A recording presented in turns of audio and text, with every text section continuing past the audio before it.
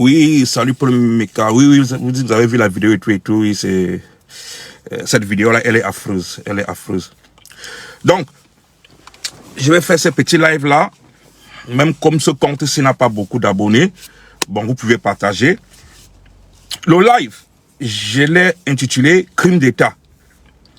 Entre parenthèses, entre guillemets, crime d'État, parce que ce mot de crime d'État, ça vient par l'organisme de protection des journalistes qui s'appelle Reporters sans frontières, RSF. C'est un organisme qui protège les journalistes dans le monde entier. Je n'ai pas besoin de faire des cours de sciences politiques. Vous saviez que dans la société, il y a plusieurs pouvoirs. Il y a les pouvoirs politiques, dont on va dire exécutif. Il y a le pouvoir législatif, on va dire les élus, dont les députés, les sénateurs.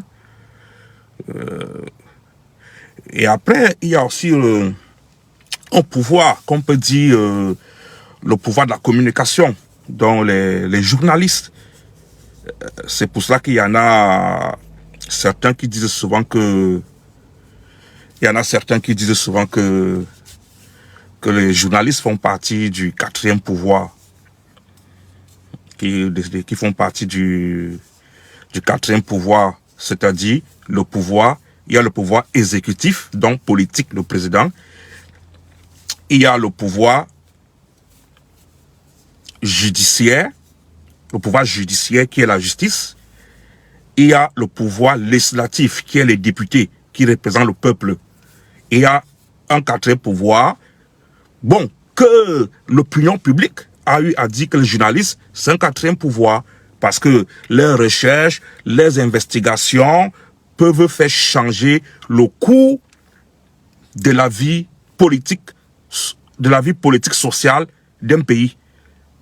On a déjà vu dans le monde entier plusieurs gouvernements, plusieurs chefs d'État qui tombent parce que les journalistes ont investigué et les journalistes ont eu à diffuser l'information. Donc, les journalistes, c'est un quatrième pouvoir. Mais ce quatrième pouvoir-là s'exerce dans ce qu'on appelle la démocratie. Lorsqu'on est dans un pays démocratique, on voit l'apport du journalisme, on voit l'apport du quatrième pouvoir. Mais lorsqu'on est dans une dictature, le journalisme a du mal à s'exprimer. Le journalisme a du mal à faire les investigations parce que il est bâillonné, il est contrôlé, il est sur écoute. Donc, c'est un peu ça, le journalisme qui est le quatrième pouvoir entre la dictature et la démocratie. Donc, il y a Émilie qui dit Réseau sans frontières est financé par qui, s'il vous plaît? On n'a pas besoin de savoir par qui Réseau sans frontières est financé. Il faut déjà savoir que Réseau sans frontières, ça représente tous les journalistes du monde entier. Et ces journalistes-là cotisent. Et avant que Réseau sans frontières ne fasse son investigation, moi, je ne me vante pas, moi, en tant que simple Camerounais, simple citoyen, un simple être humain, j'ai fait un live dernièrement, plus mes publications, où j'ai dit ce crime, cet assassinat de Martinez Zogo a été fait par le système étatique camerounais. Je l'ai dit, je l'ai relayé. On n'a pas besoin d'attendre même que Réseau sans frontières vienne faire son investigation. Pour un Camerounais lucide, réfléchi, simple analyse, tu comprends que cet assassinat de Martinez Zogo a été commandité par le système étatique camerounais. Et il y en a plusieurs éléments qui le prouvent. Un simple bandit lambda ne peut pas prendre le courage d'enlever quelqu'un devant une gendarmerie. Je ne vois pas un bandit lambda prendre le courage que Martinez Zogo fait foncer son véhicule sur la barrière de la gendarmerie. Ça fait un bruit. Et en face de la gendarmerie, il y a des habitations. Donc ça veut dire qu'il y a quelqu'un certainement qui va vous voir. Et vous prenez votre courage. Même si vous êtes cagoulé, non. Vous prenez votre courage. Martinez ressort de sa voiture. Il essaie d'escalader le mur de la gendarmerie. Et vous prenez votre courage. Vous l'enlevez. Vous lui mettez le taser et vous l'embarquez. C'est des professionnels qui le font. C'est des professionnels, c'est des gens formés, c'est des commandos formés pour des enlèvements. Et c'est des gens qui utilisent les codes. Donc lorsqu'ils arrivent devant la gendarmerie, ils savent qu'automatiquement les gendarmes, ils connaissent les codes, ils connaissent comment ça fonctionne. Les gendarmes ne vont pas broncher. Donc on n'a pas besoin d'attendre l'investigation de Réseau sans frontières, de Reporters sans frontières, pour comprendre que cet acte, cet enlèvement, cet assassinat a été fait par des professionnels, des gens formés pour faire des kidnappings. Donc, on n'a pas besoin d'attendre le Reporters sans frontières. Maintenant, qu'est-ce qu'un État? Quand on dit crime d'État, on va définir mot par mot. Qu'est-ce qu'un État? Qu'est-ce qu'un État? Un État, c'est un État vient d'abord du fait que, parce qu'avant qu'il y ait l'État, il y a les ethnies, il y a les tribus. Donc, c'est les populations, les ethnies. Parce que ce sont les ethnies qui forment l'État, qui forment la nation. Donc, ce sont les ethnies qui se retrouvent dans une même culture, dans une même histoire, dans une même culture, dans une même histoire, dans une même projection du vivre ensemble. C'est eux qui se réunissent pour former ce qu'on appelle une nation. C'est-à-dire qu'on se retrouve dans un même vivre ensemble. On se retrouve dans une même histoire. On se retrouve dans une même culture. On décide donc de vivre ensemble. C'est ça qu'on appelle donc une nation. Maintenant, après la nation, on va donc se dire que comme on vit ensemble, il faut quand même qu'on réglemente notre vie. Si on ne réglemente pas notre vie, on va vivre dans un désordre. On va donc alors se décider de créer ce qu'on appelle l'État. Donc quand on crée donc l'État, l'État c'est quoi? On va donc se dire que comme on crée l'État, dans cet État-là, on va créer la justice. Dans cet État-là, on va créer la police. Dans cet État-là, on va créer l'armée. Dans cet État-là, on va créer toutes les structures que vous connaissez. C'est ça qu'on appelle donc l'État. C'est-à-dire que c'est le peuple qui se retrouve dans un vivre ensemble. Même histoire, même culture. Ils disent qu'on doit vivre ensemble. Donc c'est pas ça le Cameroun. C'est-à-dire qu'on a plusieurs ethnies, mais on se retrouve dans un vivre ensemble, dans une culture, dans un avenir commun. On a donc décidé de vivre ensemble. Et ce sont les Allemands. Ce sont les Allemands qui créent la nation camerounaise. Parce qu'avant les Allemands, chaque tribu, chaque ethnie était de son côté. Et quand les Allemands arrivent par rapport à la colonisation, ils vont faire en sorte que tous les personnes qui vivaient dans ce territoire-là, que toutes ces personnes se retrouvent dans ce qu'on va appeler le Cameroun. Dans ce qu'on va appeler la nation camerounaise. Donc, la nation camerounaise, elle prend corps à partir du colon allemand. Donc, après donc cette nation, on décide donc alors de créer des organes qui vont structurer notre nation. Et dans ces organes-là, on va donc créer ce qu'on appelle l'État. Et l'État, c'est la police, c'est l'armée, c'est la justice, c'est l'école, ce sont les hôpitaux. Tout ça, c'est ça qu'on appelle un État. Et maintenant, pour gérer donc cet État-là, on va donc se dire que nous, Camerounais, comme nous sommes 25 millions, on ne peut pas avoir 25 millions de présidents, 25 millions de ministres, 25 millions de policiers, 25 millions de magistrats. On va donc là se décider entre nous comment choisir donc celui qui va donc gérer cet État, celui qui sera à la tête de cet État. On va donc créer donc les élections où on va donc élire un président de la République. Parce que la République et la nation, c'est presque la même chose.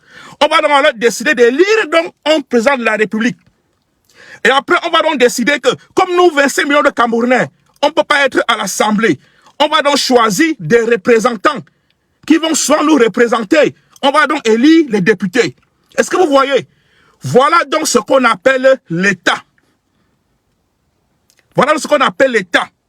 L'État, c'est la représentation du peuple par des institutions qui sont la police, la justice, l'armée, l'école, tout ça.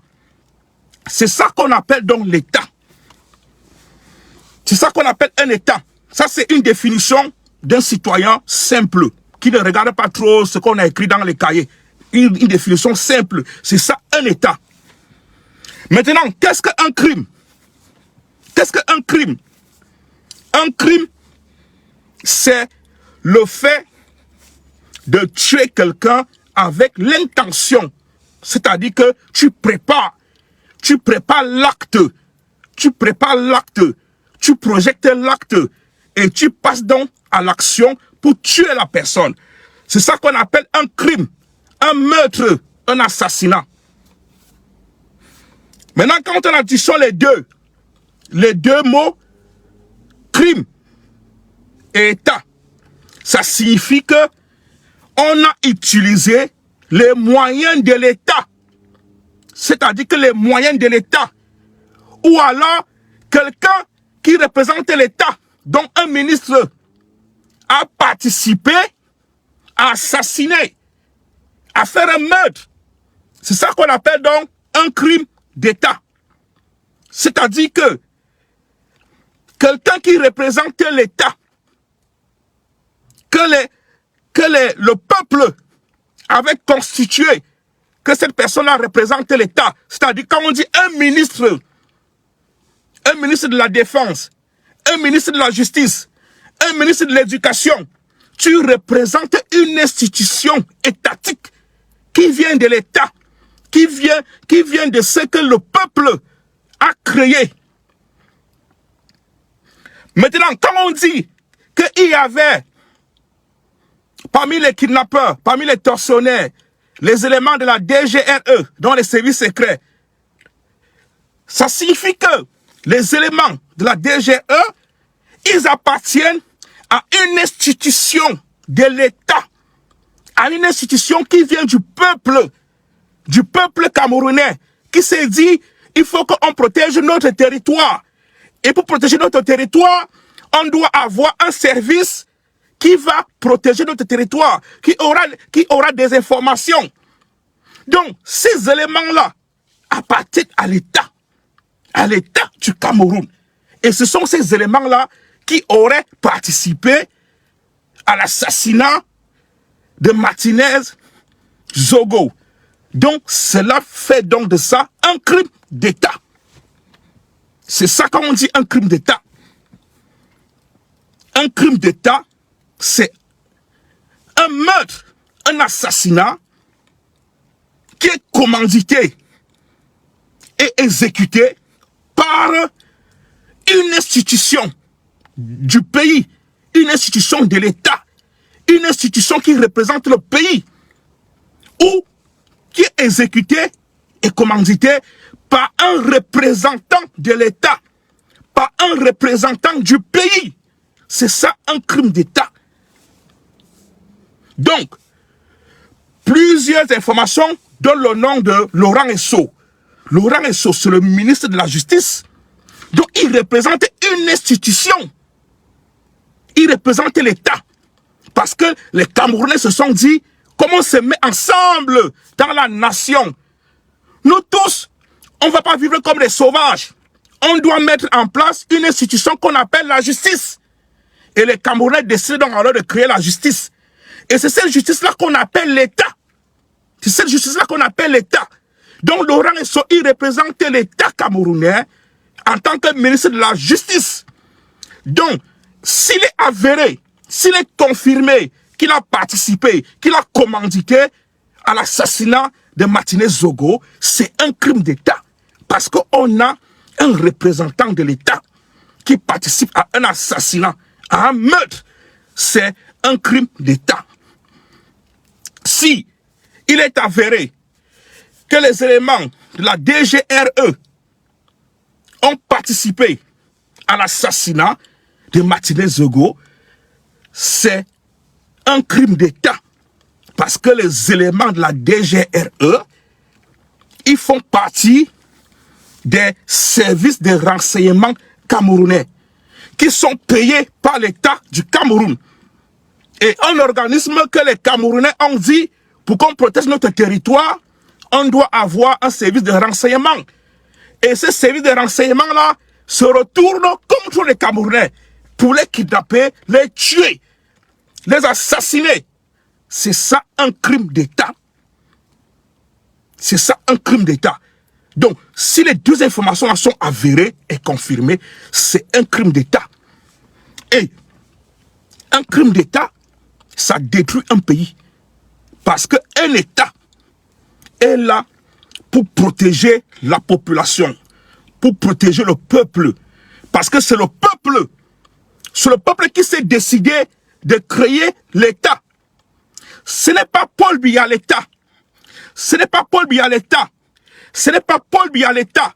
Ce n'est pas Paul Biya qui a créé l'État. Je vous répète. C'est quoi un État? La jeunesse d'un État, ça vient d'abord du peuple. Par rapport à ces différentes ethnies, ces différentes tribus, ces différentes communautés. Ils décident de vivre ensemble par rapport à une histoire commune. À une histoire commune, à un passé commun, à une culture commune, à une projection de vivre ensemble. Ils décident de vivre donc ensemble. Et le fait qu'ils décident de vivre ensemble, ils créent donc ce qu'on appelle une nation. Ils créent ce qu'on appelle une nation. Et le fait de décider de vivre ensemble en créant la nation, vous vous dites donc qu'on ne va pas vivre comme des sauvages. On ne va pas vivre comme des brutes. Il faut qu'on crée l'éducation. Il faut qu'on crée la justice. Il faut qu'on crée la police. Il faut qu'on crée la présidence. Il faut qu'on trouve quelqu'un qui va nous représenter. Donc, on va donc trouver un président. Et c'est là où ça devient donc l'État. L'État, ce n'est pas Paul Biya. L'État, ce sont les institutions qui ont été créées, qui ont été mises en place par la nation, par le peuple. Je ne sais pas si on s'en comprend. C'est-à-dire que c'est des explications simples. On n'a pas besoin d'avoir fait sens politique. Donc, Laurent Esso, s'il est avéré qu'il a participé à commanditer, Laurent Esso, il représente l'État camerounais par le ministère de la Justice. Il y a aussi des informations qui citent le nom de Motazé. Motazé, s'il est avéré qu'il a participé, Motazé, il représente l'État camerounais par le ministère des Finances.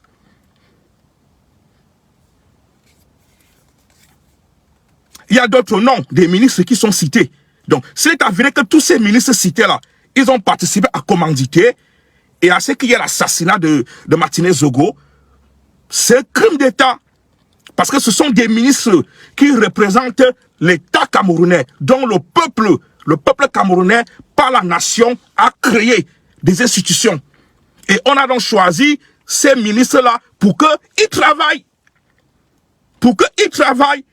Donc, ces ministres-là ne doivent pas tuer les Camerounais.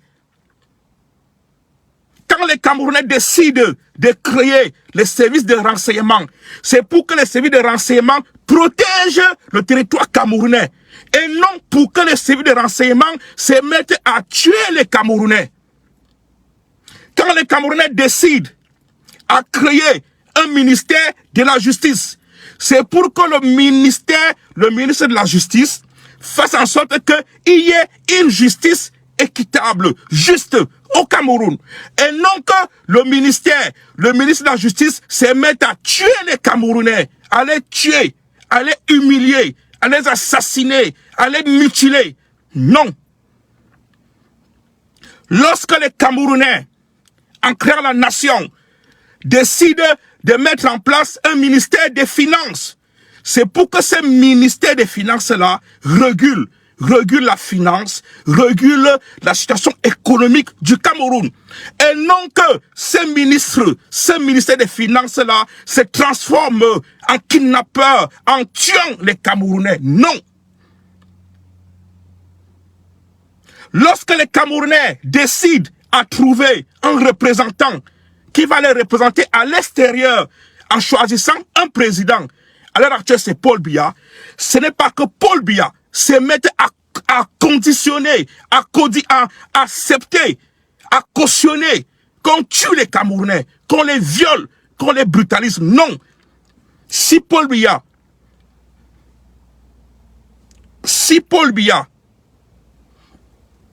il est président du Cameroun, c'est pour qu'il fasse que le Cameroun soit bien gouverné, que un Camerounais se sente à l'aise, se sente bien chez lui, soit à l'intérieur de sa maison, soit à l'extérieur, c'est pour ça.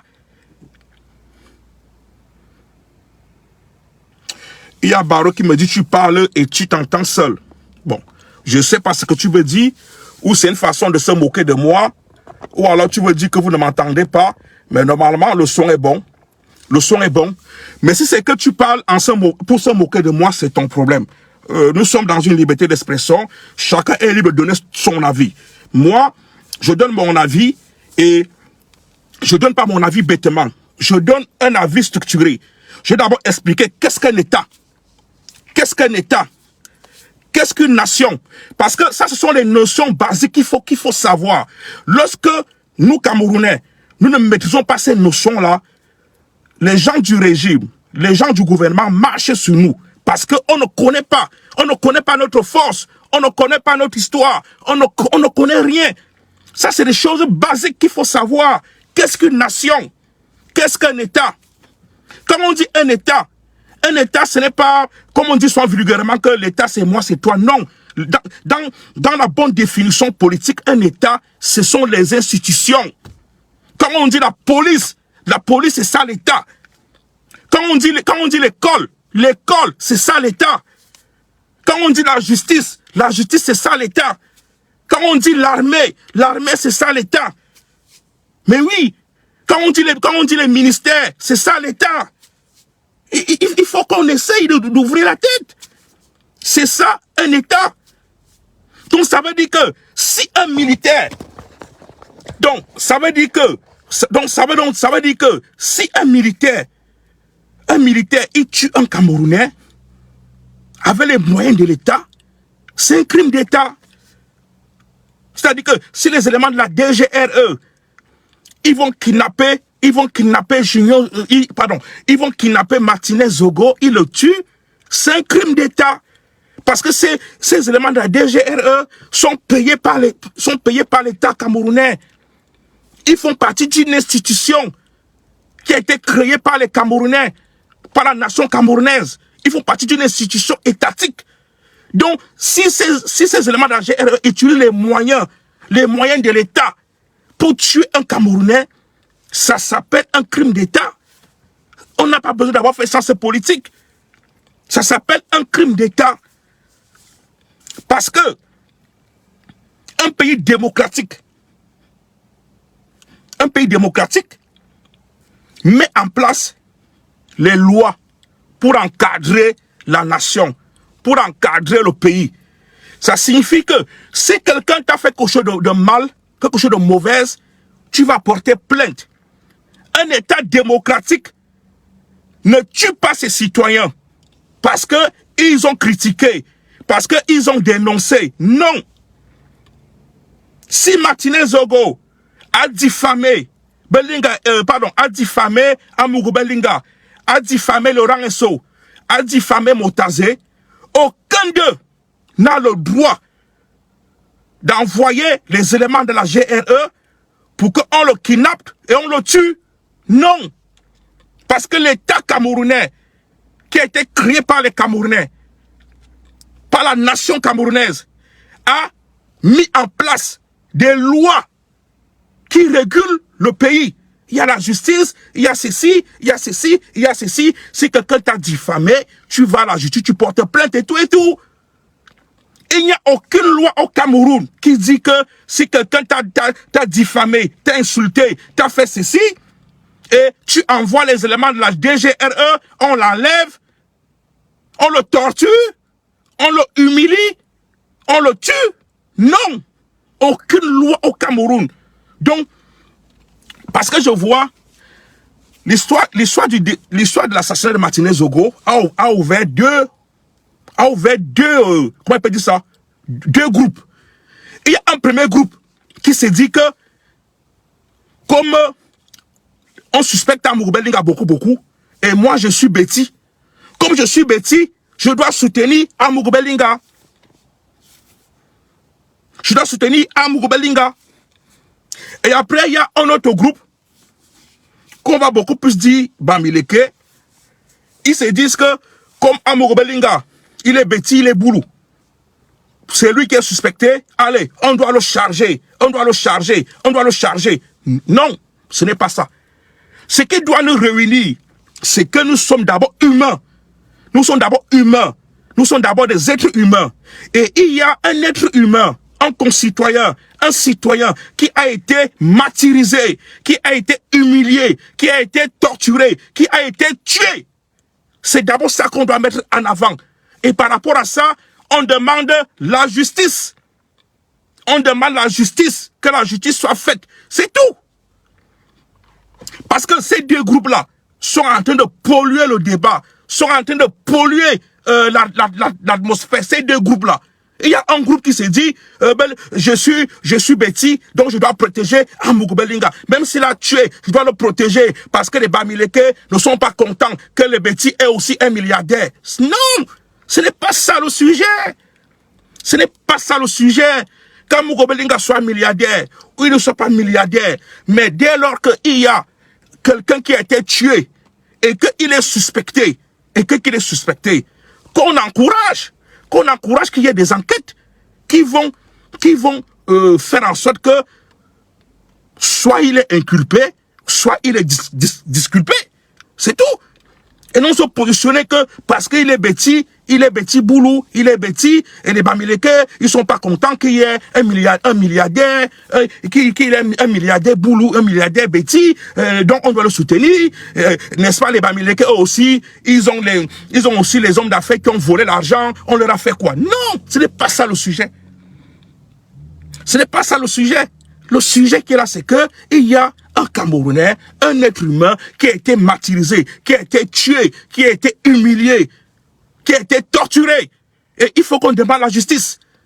Maintenant, il y a un deuxième groupe qui est beaucoup plus, on va dire, Bamileke.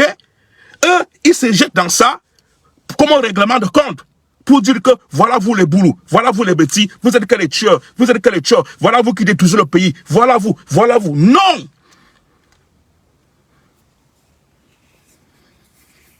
Donc, on doit arrêter ça. On doit se mettre ce qu'on doit mettre en avant, c'est que nous sommes des êtres humains. Nous sommes d'abord des êtres humains.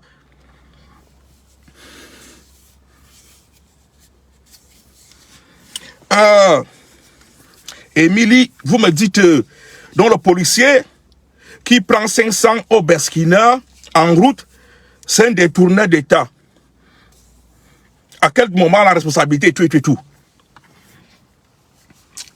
Sache que un policier qui prend 500 en Berskina, dans une analyse politique, cela signifie que la police camerounaise est corrompue. Donc l'État camerounais est corrompu. On n'a pas besoin d'avoir fait sens politique. Lorsqu'un policier qui est en mission, tenu policier, il demande en Berskina de lui donner 500 pour qu'il passe. Tandis dans une analyse politique, c'est une police corrompue. Lorsqu'un douanier, il prend de l'argent pour faire sortir la marchandise, il arnaque les citoyens, ça signifie la douane camerounaise est corrompue. C'est ça. Donc c'est un détournement d'État. C'est ça. Parce que le policier, Il représente l'État camerounais en tant que police. Et il a un salaire. Donc, il est en mission. Il ne doit pas de l'autre côté demander de l'argent en contrepartie. Dès lors qu'il le fait, dans une analyse, c'est la police camerounaise qui est corrompue. C'est la police camerounaise qui est corrompue. Et il en revient maintenant au secrétaire général de la sécurité nationale de mettre en place des mesures qui feront en sorte qu'il n'y ait plus trop de corruption dans la police camerounaise. Lorsque les douaniers camerounais escroquent les gens, ça signifie que la douane camerounaise est corrompue. Et maintenant, il en revient aux responsables de la douane de mettre en place des mesures pour qu'il n'y ait plus trop de corruption à la douane. Lorsque les proviseurs, les directeurs des écoles escroquent les parents d'élèves, ça signifie que l'éducation camerounaise est corrompue. Et il en revient maintenant au ministre de l'Éducation de mettre en place des mesures pour qu'il n'y ait plus de corruption à l'éducation nationale. Lorsque les médecins camerounais, les docteurs camerounais, ils escroquent les patients, ils volent leurs médicaments, ils font des fausses ordonnances, ça signifie que les hôpitaux camerounais sont corrompus. Les hôpitaux camerounais sont corrompus. Que la santé publique au Cameroun est corrompue. Et là maintenant, il en revient au ministère de la Santé de mettre en place des mesures pour que la corruption diminue dans les hôpitaux camerounais. Donc c'est ça. Arrête de vouloir jouer un petit jeu. Dès lors que tu représentes une institution et que tu fais quelque chose, cela est endossé à cette institution. Ça veut dire que les éléments de la DGRE, s'il est confirmé, avéré, qu'ils ont tué Martinez Zogo, c'est l'État du Cameroun. C'est l'État du Cameroun. C'est ça. S'il est avéré que Laurent Esso, les Motazé, tous ces ministres-là ont participé à commanditer le meurtre, l'assassinat, c'est un crime d'État. Parce qu'ils sont ministres. Ils représentent l'État du Cameroun. C'est ça. Arrêtez le petit jeu. Émilie, vous me dites donc pour la justice, c'est le policier qui est corrompu, c'est lui qui est condamné et non l'État. Ça veut dire que toi, tu ne connais rien, Émilie. Tu ne connais rien. Tu ne connais rien. Lorsque la justice va condamner le policier, pourquoi la justice condamne le policier? La justice va condamner le policier parce que, premièrement, la police, c'est-à-dire que la police qui est l'institution, va d'abord se désolidariser du policier. La police qui est l'institution va se désolidariser du policier. Et la police qui est l'institution va même être contre le policier. Cela signifie que le policier, c'est normal que ce soit que lui qui est condamné. Est-ce que vous voyez? Parce que la police va se désolidariser du policier. La police va aller contre le policier. Et la personne qui a subi la corruption du policier ou les effets négatifs du policier, cette personne-là peut même porter plainte au civil contre la police. Est-ce que tu comprends ça? Un policier qui t'a fait des mauvaises choses, tu peux porter plainte contre la police si tu as un bon avocat. Mais par rapport au FMI, à la Banque mondiale, quand ils vont faire les analyses de la situation du Cameroun, situation sociale du Cameroun, le FMI, la Banque mondiale, ils vont mettre que la police camerounaise est corrompue. C'est ça. Arrête de jouer au petit jeu, Émilie. Arrête de jouer au petit jeu. Arrêtez de jouer au petit jeu. Quand vous représentez une institution, tout ce que vous faites, en utilisant les moyens de cette institution-là, c'est l'État. Parce que les gars de la DGRE, vous croyez que ils ont filé, ils ont fait la filature à Martinez Zogo sans utiliser les moyens de l'État? les moyens de l'État qui sont mis en place pour faire la filature? Vous croyez qu'ils ont fait tout ça sans utiliser les moyens de l'État? Le fait qu'ils kidnappent Martinez Zogo devant la gendarmerie et que les gendarmes ne lancent pas une alerte, c'est parce que les gendarmes les ont reconnus que ça, c'est les gars de l'État. Ce sont les gars de l'État. Ça, ce sont les gars de service de renseignement. Donc, on laisse faire le travail. Donc, ils ont utilisé les moyens de l'État. Ils ont utilisé les moyens de l'État. Lorsque Martinez Zongo, il est tué, le procureur de la République, de Yaoundé ou d'Anfou, aucun d'eux ne s'est saisi du dossier. Pourquoi? Parce que la personne qui est ministre de la Justice, la personne qui est soupçonnée d'avoir participé, qui est ministre de la Justice, fait en sorte que aucun procureur, que ce soit Yaoundé ou Anfou, aucun procureur ne peut se lever pour se saisir du dossier. Tout ça, c'est les moyens de l'État. Tout ça, ce sont les moyens de l'État qui sont utilisés. C'est un crime d'État. C'est ça, un crime d'État. Ce sont les moyens de l'État qui sont utilisés pour que l'affaire n'aille pas loin. Et c'est pour cela qu'il faut donc un quatrième pouvoir fort. Donc, qu'il y ait des journalistes qui vont faire l'investigation pour que la vérité sorte. Mais, comme les journalistes du Cameroun ont déjà peur, il y a maintenant la Reporters sans frontières qui représente les journalistes du monde entier, qui, elle, a réussi à avoir certaines informations. Mais je le répète, on n'a pas besoin, on n'a pas attendu Reporters sans frontières pour comprendre que l'assassinat de Martinez Zogo a été commandité, fait par le système étatique camerounais. On n'a pas eu besoin d'attendre ça. On n'a pas besoin d'attendre Reporters sans frontières. Donc, il faut que nous, Camerounais, qu'on continue à mettre la pression pour que la vérité sorte. Parce qu'il y a des gens qui disent que Martinez Zogo n'est pas le premier. Il y a déjà eu plusieurs journalistes enlevés, tués, plusieurs personnes tuées. Il faut savoir que dans la vie, il y a certaines choses qui attirent trop d'émotions.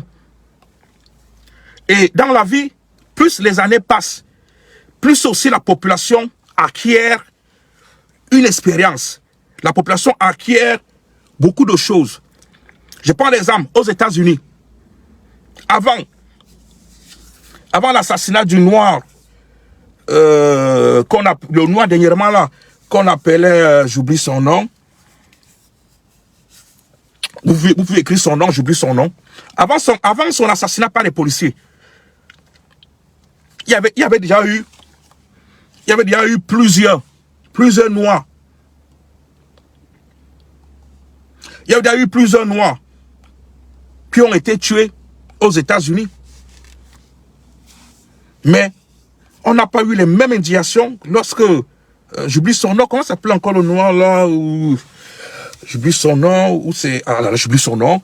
On n'a pas eu la même indication lorsque ce noir là a été tué dernièrement. Pourquoi? Parce que, à l'heure actuelle, on a les réseaux sociaux. On a les réseaux sociaux.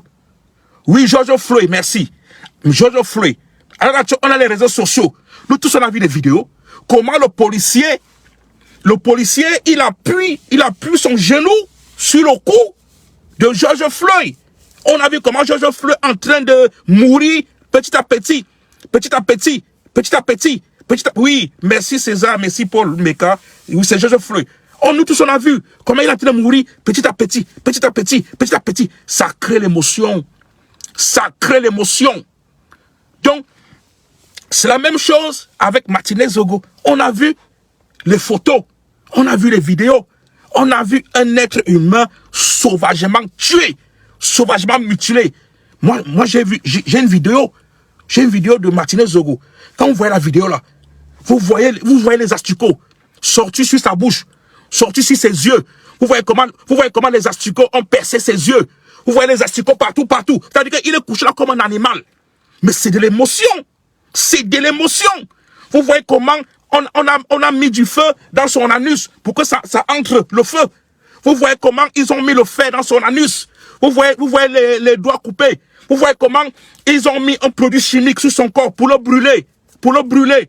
Vous voyez tout ça. Ça crée de l'émotion. Aucun être humain ne peut accepter ça au XXIe siècle. Ça crée de l'émotion. Par exemple, même Monseigneur Jean-Marie Benoît Bala, ça avait créé l'émotion, hein, parce qu'on avait vu sa photo dans les réseaux sociaux, on a vu sa photo, on a vu comment il était couché et tout, ça crée de l'émotion. Mais sauf que pour Monseigneur Jean-Marie Benoît Bala, au-dessus, il y avait l'église catholique. Et ça fait que c'est l'église catholique qui coordonnait. Mais le peuple s'agitait. Mais l'église catholique coordonnait. Le peuple attendait ce que l'église catholique va dire. À la fin, l'église catholique a accepté de prendre le corps. L'église catholique a porté plainte. Et après, maintenant, l'affaire ne va plus. Mais Martinez Zogo, il est nous. C'est-à-dire que c'est nous. Il est nous. Martinez Zogo, il est toi. Il est moi. Il est l'autre. Il est lui. C'est nous.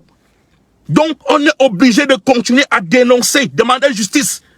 Parce que si nous, on ne fait pas, Martinez Zogo n'aura personne qui va venir demander justice. Parce que la radio Amplitude, vous connaissez les radios Cameroun, c'est des petites radios. C'est-à-dire que son employeur qui est Amplitude FM, c'est une petite radio qui n'a pas assez de moyens. Pour booster l'État camerounais. La famille de Martinez Zogo, la famille, je ne crois pas qu'elle a assez de moyens pour mettre la pression. Donc, il faut un collectif. Il faut un collectif Martinez Zogo. Un collectif. Il faut un collectif justice pour Martinez Zogo. Donc, nous, toi, moi, l'autre, c'est ça. C'est ça qui doit en faire la force. Parce que ça crée l'émotion. Ça crée l'émotion. On a été touché. Est-ce que vous voyez? Quand je disais dernièrement là que le fait que Martinez Zogo a été tué, humilié, brutalisé, c'est un message fort. C'est pour créer la terreur, la peur. Et c'est un signal qui est que maintenant, partout où vous êtes, quand on décide de te tuer, on te tue. Et les gens négligeaient. Voilà un prêtre dernièrement là, qui avait eu à travailler avec Martinez Zogo, Martinez Zogo, ce prêtre-là, prêtre orthodoxe. Il a fait des investigations sur l'assassinat de Martinez Zogo. Il a même dit plusieurs choses qui portent interrogation. Dernièrement, là, ce prêtre-là, il a été assassiné à un Mambo. J'ai reçu des photos et tout de ces prêtres-là. Il a été assassiné. Ça veut dire que ces gens-là, ils n'ont pas toujours peur. Ça signifie qu'il faut qu'on continue à mettre de la pression pour qu'ils arrêtent d'assassiner les gens.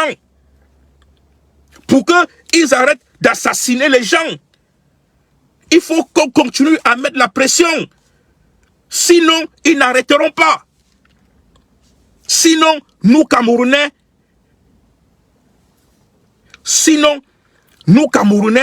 on ne pourra plus parler.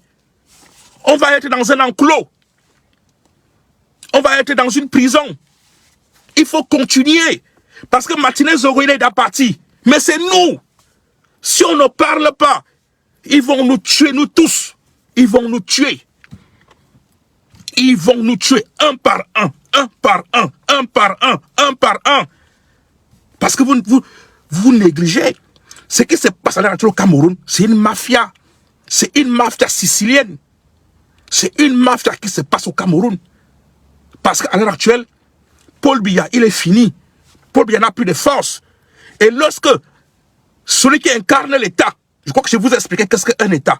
Et lorsque celui qui incarne l'État n'a plus les forces, n'a plus les moyens, automatiquement, la mafia s'installe. C'est comme dans la vie de tous les jours. Lorsque dans un quartier, il n'y a pas la police, il n'y a pas l'État qui fait la sécurité, automatiquement, dans ce quartier-là, s'installe la drogue, s'installe la mafia. C'est la même situation qu'on a au Cameroun. Le Cameroun n'a plus je crois, dans le bateau, c'est un capitaine, je crois. Celui qui dirige le bateau, c'est un capitaine, je crois. Le Cameroun n'a plus un capitaine. Le Cameroun n'a plus quelqu'un de solide qui peut faire un bon gouvernail. Donc, tous ces ministres-là, qui ont tellement emmagasiné l'argent, tous ces hommes d'affaires-là, tous ces gens-là, ils sont maintenant là dans des clans. Dans des clans. Et ces clans-là créent de la rivalité. C'est ça qu'on appelle de la mafia. C'est une mafia sicilienne. Faites des recherches, vous allez voir. C'est une mafia. Donc, alors là, au Cameroun, il y a ce qu'on appelle la mafia. Et cette mafia-là a pour seul objectif, c'est d'atteindre le pouvoir. C'est de prendre le pouvoir. Et lorsque quelqu'un veut prendre le pouvoir, il n'a plus de sentiments. Il tue.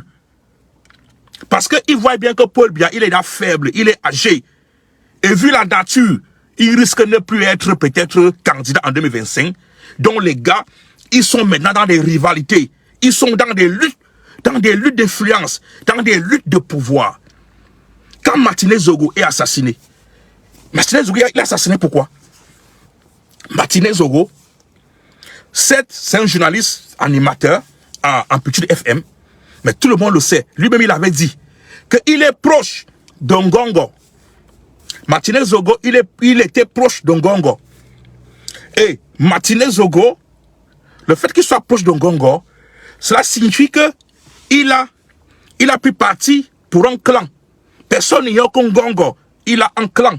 Lui aussi, il a des ambitions d'arriver au pouvoir. Donc ça signifie que Martinez Zogo, il a pris position pour un clan. Et Martinez Zogo, il a commencé à dénoncer le vol, la corruption qui se passe au niveau du budget du Cameroun, avec toutes les lignes qu'il a eu à donner là, ligne 94, bon, j'oublie même les lignes 94, ligne 57, plusieurs lignes qu'il a commencé à dénoncer. Bon, en tant que journaliste, animateur Martinez Zogo, il a reçu des informations. Il a reçu des informations. Parce que ces informations sont vérifiables. C'est-à-dire que tout est vérifié, c'est honnête. Il a reçu des informations. Maintenant, dans ces dénonciations, les personnes dont les noms ressortent dans les dénonciations de Martinez Zogo, automatiquement, ces personnes-là font partie du deuxième clan. Ils font partie du deuxième clan. Parce que, donc on parle de Laurent Esso. Derrière Laurent Esso, il y a Amourbelinga. Derrière Amourbelinga, il y a Motazé. Derrière Moutazé, il y a Vondayolo. Derrière tel, il y a le général Aïvo. Donc, c'est toute une chaîne. Et derrière Ngongo, il y a plusieurs personnes derrière Ngongo. Donc, vous voyez donc que, automatiquement, les gens, le vol que Martinez Zogo est en train de dénoncer, ce vol-là concerne beaucoup plus le deuxième clan. Donc, automatiquement, le deuxième clan se met donc en marche pour contrer Martinez Zogo. Parce que pour eux, ils se disaient que si Martinez Zogo a eu ces documents, c'est le clan A, dont le premier clan, c'est le clan A qui a fourni ces documents à Martinez Zogo. Et le clan A, c'est qui? C'est les Ngongo, c'est tous les gens qui sont proches de Ngongo jusqu'au ministère des Finances, jusqu'aux impôts. Parce que les gars, ils ont déjà formé des clans. C'est des clans rivaux. C'est de la mafia. C'est de la mafia sicilienne. Les gars, ils ont déjà créé ça. Donc, automatiquement, ils se disent que si Martinez Zogo a eu ces documents, certainement, c'est le clan A qui a donné ces informations à Martinez Zogo. Donc, ils vont donc décider donc de mettre fin à sa vie. Et lorsque le clan B décide de mettre fin à sa vie, le clan A est au courant, parce que c'est la mafia. Dans la mafia, il y a les indices dans les deux camps. Le clan A est au courant. Mais le clan A sait que à ce moment-là, je suis démuni pour contrer. Le clan A va maintenant peut-être envoyer des informations pour dire que Martinez Zogo, sa vie est en danger. On risque de le tuer. On risque ceci. On risque ceci. Le clan A va essayer de faire fuiter les informations. Le clan A va même essayer de faire en sorte que Martinez Zogo lui-même soit au courant que là où tu vois là, c'est chaud. Tu risques.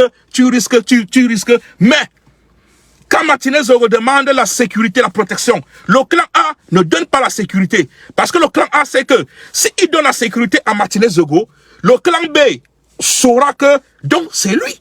Donc c'est ce clan-là qui est derrière nous. Donc c'est ce clan-là qui a donné les informations. C'est pour ça que Martinez Zogo, il est parti à la police, il est parti même voir le secrétaire général de la police. Il a vu plusieurs personnes de la police pour demander une protection. Il y a le journaliste Xavier Mex qui le confirme que Martinez Zogo, il est allé auprès des autorités. Auprès des autorités de la sécurité pour avoir une protection. Et les autorités n'ont rien fait. Donc, ils savent que s'ils donnent la protection à Martinez Zogo, le clan B saura que donc c'est eux. Donc on avait raison, c'est eux qui donnent toutes ces informations-là. Parce qu'ils se connaissent. Ils se connaissent. Ils savent que si Martinez Zogo a une protection, c'est tel qui doit signer pour qu'il y ait cette protection. Donc, ils se connaissent. Et c'est pour ça que vous voyez donc que Martinez Zogo, malgré toutes les dénonciations qu'il a eu à faire, il n'a pas été protégé. Parce que c'est une lutte des clans. Si Martinez Zogo n'avait pas fait un lutte des clans, normalement, l'État camerounais devait le protéger. Avec tout ce qu'il a eu à faire, il est parti voir les autorités camerounaises pour qu'il ait la sécurité. Ils n'ont pas de la sécurité. Il est même parti voir le secrétaire général de la police dans sa maison. Il a refusé de le recevoir. Il n'a pas donné la sécurité. C'est parce que Martinez Zogo, il s'est retrouvé entre deux clans. Il s'est retrouvé entre deux clans. C'est de la mafia sicilienne. C'est de la mafia sicilienne qui est en train de se jouer au Cameroun. Mais comme nous, Camerounais, on ne veut pas ouvrir les yeux. On ne veut pas ouvrir les yeux. C'est de la mafia. Maintenant, Martinez Zogo, il a tué. Il y a des gens qui disent que c'est le clan B qui a tué Martinez Zogo. Il y a des gens qui disent que c'est le clan A qui a tué Martinez Zogo. Bon, quand on fait une simple analyse, devant un crime, un meurtre, un assassinat, je ne suis pas policier, mais on a lu des livres. La première des questions à se poser, c'est quel est le mobile? Quel est le mobile? Quel est le motif? Quelle est la cause pour cet assassinat? Parce que quand on dit un crime, un meurtre, un assassinat, ça signifie que quelqu'un a préparé cet acte. Quelqu'un, il a préparé, il a réfléchi, il a pris le temps pour qu'il arrive à cet acte. Et pour que tu prépares un meurtre, tu réfléchis, tu arrives à un meurtre, ça veut dire qu'il faut que tu aies quelque chose qui te pousse à le faire. Est-ce que vous comprenez? Donc, il faut trouver le mobile, la cause. Ça signifie donc que l'assassinat de Martinez Zogo, le mobile, c'est la dénonciation qu'il est en train de faire à la radio en petite FM. On n'a pas besoin d'avoir fait sciences politiques, d'être policier, non. Vous allez voir tous les journaux, tous les journalistes qui parlent de l'assassinat de Martinez Zogo, ils viennent toujours par son travail de journaliste de dénonciation de la ligne 94, 57 et tout et tout. Ils viennent toujours par ça. Donc ça signifie donc que le mobile de l'assassinat de Martinez Zogo, c'est les dénonciations qu'il était en train de faire. Voilà le mobile. Après maintenant, on pose une deuxième question. À qui profite le crime? À qui profite le crime? À qui il y avait intérêt à ce que Martinez Zogo arrête de parler?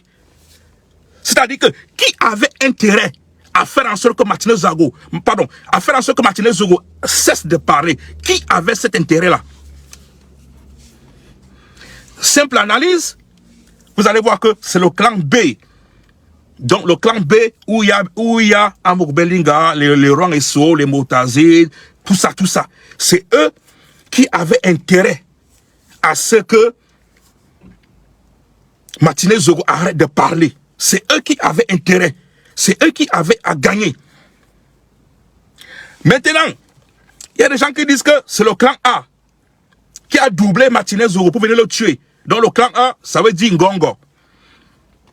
Maintenant, si on fait une simple analyse, dans le cas que c'est le clan Ngongo, jusqu'au trésor public, qui a donné les informations à Martinez Zogo, quand le clan Gongo, le clan A, donne les informations à Martinez Zogo, c'est pour que Martinez Zogo dénonce, mais la vraie raison, c'est de toucher, c'est de détruire le clan B. C'est de détruire le clan B. Donc, quand on regarde, jusqu'à ce que Martinez Zogo est tué, les dénonciations de Martinez Zogo donnent des fruits. C'est-à-dire que Martinez Zogo, il a dénoncé ces gens-là, et dans l'opinion publique, l'opinion publique a été au courant. Donc, ça fonctionnait. Donc, je ne vois donc pas pourquoi, par derrière, le clan qui aurait donné les informations va revenir pour tuer Martinez Zogo. Parce que pour que ce clan-là revienne par derrière tuer Martinez Zogo, il faut que Martinez Zogo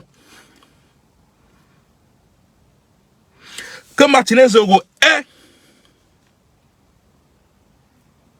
fait en sorte que ces gens du clan A se retrouvent aussi dans la dénonciation. Mais quand on regarde toutes les dénonciations de Martinez Zogo, il n'y a pas quelqu'un dont on soupçonne d'être dans le clan A qui se retrouve dans la dénonciation. Donc ça veut dire que les gens du clan A, ils ne sont pas concernés dans cette dénonciation. Ou alors, il faut que le clan A ait dit à Martinez Zogo, il ne faut pas arriver à tel endroit, et peut-être il a débordé. Mais sauf que, si c'est ce cas-là, le clan A devrait d'abord avertir Martinez Zogo que bon, quand on te donne ces documents-ci, tu dois dénoncer jusqu'à tel endroit. Donc, Martinez Zogo devait être au courant de la limite où il doit arriver.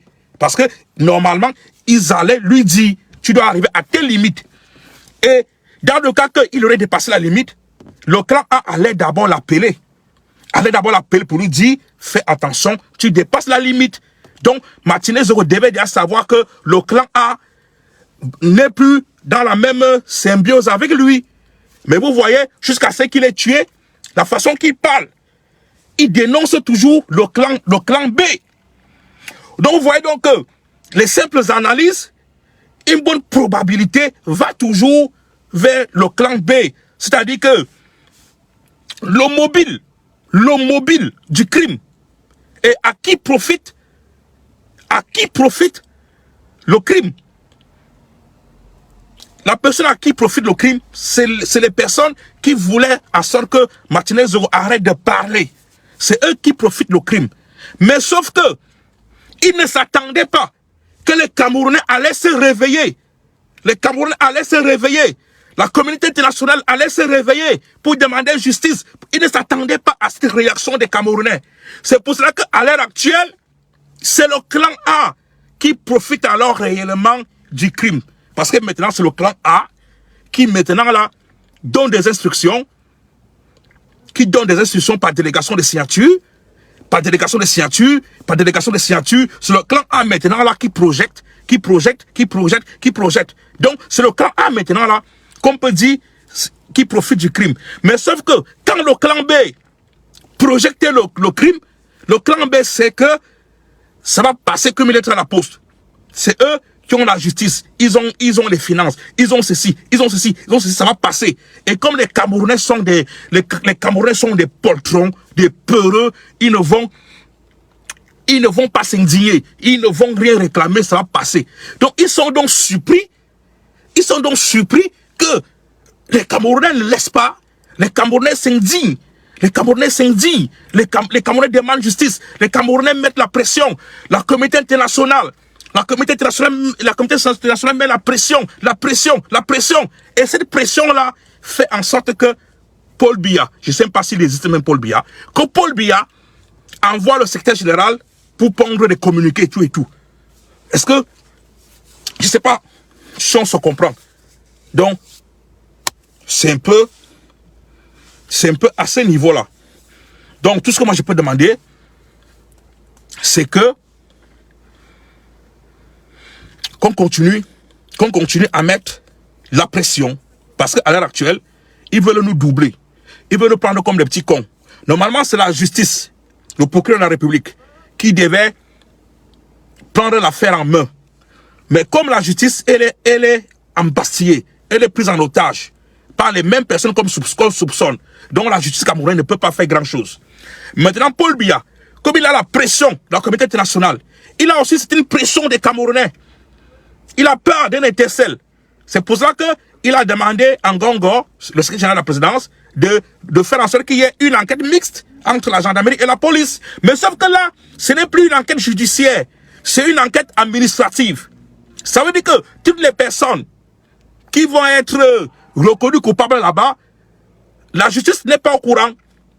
Il faut maintenant donc que lorsque la gendarmerie, la police, lorsqu'ils auront déjà terminé les enquêtes et dit que telle personne, il est vraiment présumé coupable et tout, il va falloir maintenant alors qu'on remette donc l'affaire là entre les mains de la justice. Parce que pour le moment là, c'est une enquête administrative. Ça n'a même pas trop de valeur. Ça n'a pas trop de valeur. Et pour qu'on remette là l'affaire à la justice, il faut qu'on décharge des missions les personnes concernées, les personnes soupçonnées. Par exemple, le ministère de la Justice. Comme il est le ministre de la Justice, comme il est déjà soupçonné, automatiquement, il ne doit plus continuer à exercer cette fonction. Le ministre des Finances, par exemple Motazé, comme il est soupçonné, il ne doit plus continuer à exercer cette fonction. Donc, c'est une affaire longue, parce que il s'agit de la mafia étatique. Il s'agit d'un crime d'État. Donc, si l'opinion publique camerounaise, la société civile camerounaise ne met pas la pression, s'ils ne mettent pas la pression, ils n'essaient pas de parler de cette histoire-là, à la fin, vous allez voir, ça va finir comme il est à la poste.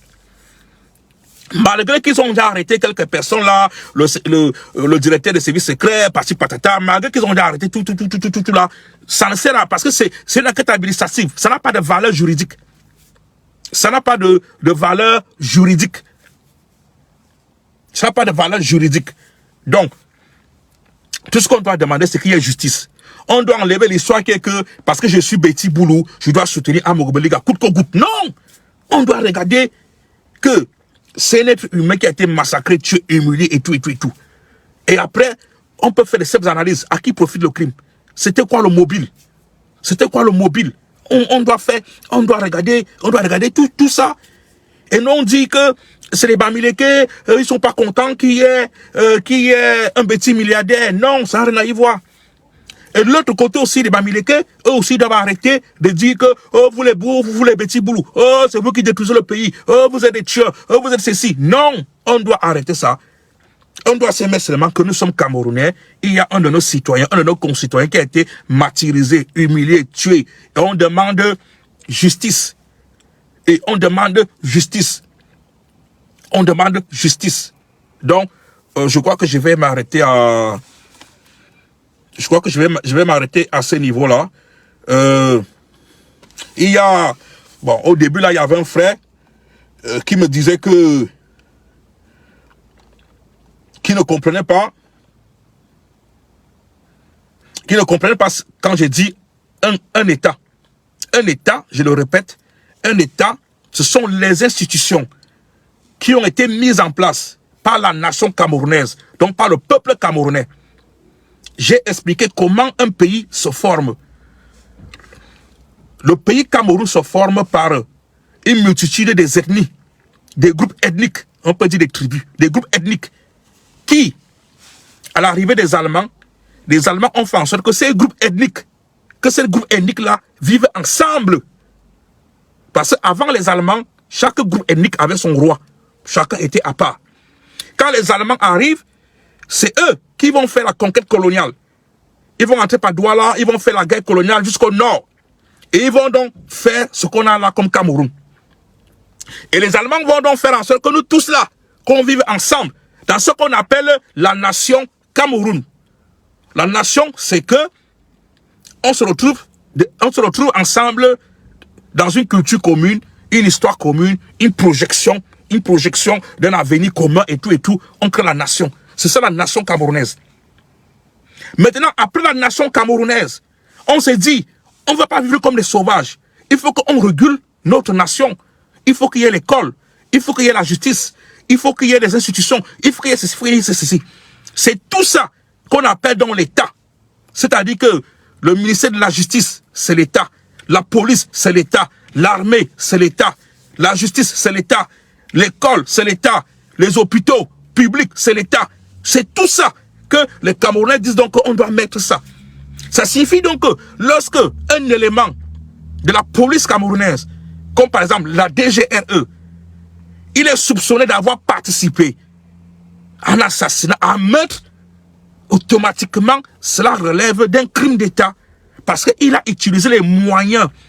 Il a utilisé les moyens de l'État. Les moyens de l'État pour tuer un citoyen camerounais.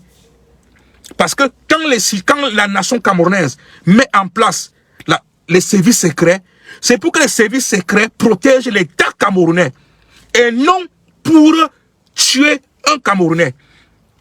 Lorsque la nation camerounaise décide de créer le ministère et on met en poste un ministre de la Justice, c'est pour que le ministre de la Justice coordonne la justice, pour qu'il y ait une bonne justice au Cameroun, et non pour que ce ministre de la Justice-là utilise son pouvoir, le pouvoir de l'État, pour participer à commanditer des meurtres des Camerounais. C'est ça qu'on appelle crime d'État.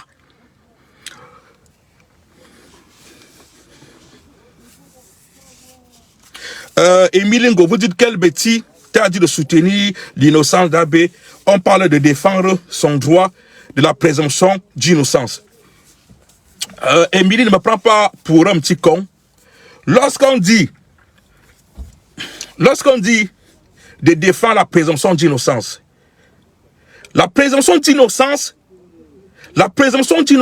ça n'interdit pas de dire que par rapport aux enquêtes qu'on a, par rapport aux analyses qu'on a, Amourou Bellinga, il est présumé coupable. Est-ce que vous comprenez? Parce que vous voulez confondre. Quand on dit présomption d'innocence, ça ne signifie pas qu'on oriente des doutes sur toi. Mais oui, parce que pour vous, présomption d'innocence, ça signifie qu'on ne doit pas dire que Amourou Bellinga était parmi les personnes qui ne voulaient plus que Martinez Zogo continue à parler. Pour vous, présomption d'innocence, ça ne signifie pas qu'on dise que Laurent Esso, il est tellement en contact avec Amourou Bellinga. Pour vous, présomption d'innocence, ça ne signifie pas qu'on dise que Motazé, il a donné des milliards à Amourou Bellinga. Non. Présomption d'innocence, ça signifie que pour le moment, tu n'as pas encore été condamné. Mais il y a 80%, 70% des données, des soupçons qui s'orientent vers toi. Demande à un avocat. Demande à un avocat, il va te le dire. Quand on dit que quelqu'un a une présomption d'innocence, ou bien quelqu'un est mis en examen, ça signifie qu'il y a des données, certaines données qu'on a déjà, qui s'orientent vers toi. Et après maintenant, le jour du jugement, il va donc falloir maintenant qu'il y ait la confrontation des deux parties pour voir réellement si tu es reconnu, dans telle chose. C'est un peu ça. La présomption d'innocence, c'est que tu n'as pas encore été condamné. C'est ça la présomption d'innocence. Tu n'as pas encore été condamné. Mais, si la justice camerounaise fonctionne normalement, par rapport aux données que les enquêteurs ont déjà, ils peuvent demander qu'on arrête Amourou Bellinga, qu'on le mette en garde à vue, ou bien qu'on lui mette mise en examen, Ça signifie qu'il y a des éléments lourds. Par exemple, les éléments qu'on a du directeur, le directeur des opérations de la DGRE. Rien que ces éléments-là, quand le directeur de la GRE dit que c'est Amourou Bellinga qui l'a contacté et tout, pour qu'il lance l'opération.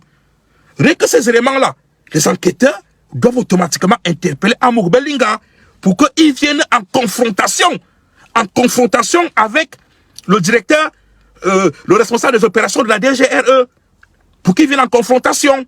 Normalement, si le Cameroun fonctionne, c'est comme ça. Et par rapport à ça, les enquêteurs ou la justice, ils vont donc comprendre qu'il y a des éléments lourds qui pèsent sur Amour Bellinga. Et après, on peut le mettre en garde à vue ou on peut le mettre en mise en examen en attendant le vrai jugement, donc en attendant le vrai tribunal. C'est comme ça. Ou bien, comme le monsieur le responsable des opérations de la DGRE, il dit que Amour Bellinga, il a téléphoné Laurent Esso, et Laurent Esso a dit terminer le travail. Automatiquement, on doit décharger Laurent Esso de ses fonctions de ministre et on l'appelle pour qu'il y ait une confrontation des arguments avec le responsable des opérations de la DGRE. Et à partir de là, les enquêteurs sauront si Laurent Esso n'a pas des éléments des éléments qui l'incriminent dans ce dossier. Et s'il y a ces éléments-là, on le met en mise en examen ou en garde à vue en attendant le jugement. C'est comme ça. Donc, présomption d'innocence, ça ne signifie pas que moi, citoyen camerounais, moi, simple Camerounais, que je fasse une analyse pour dire que par rapport à tous ces données-ci, il y a beaucoup de choses qui incriminent Bellinga. Pardon, beaucoup de choses qui incriminent Amour Bellinga. Ça n'interdit pas. Ça n'interdit pas. Parce que vous, quand vous dites que c'est le Kangongo, là, il n'y a pas de présomption d'innocence.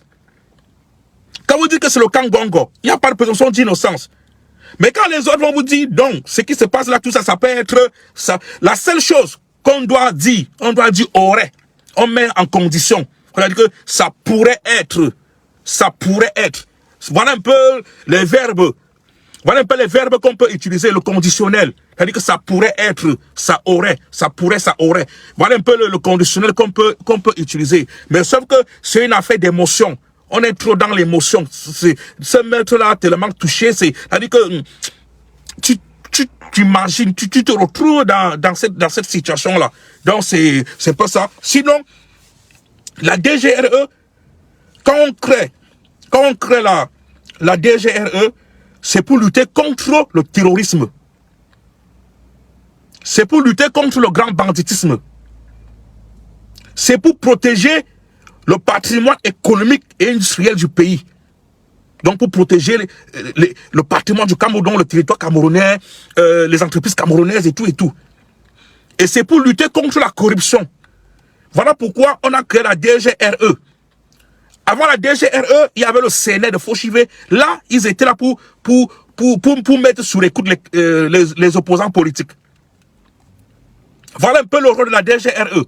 Le rôle de la DGRE n'est pas de tuer les Camerounais.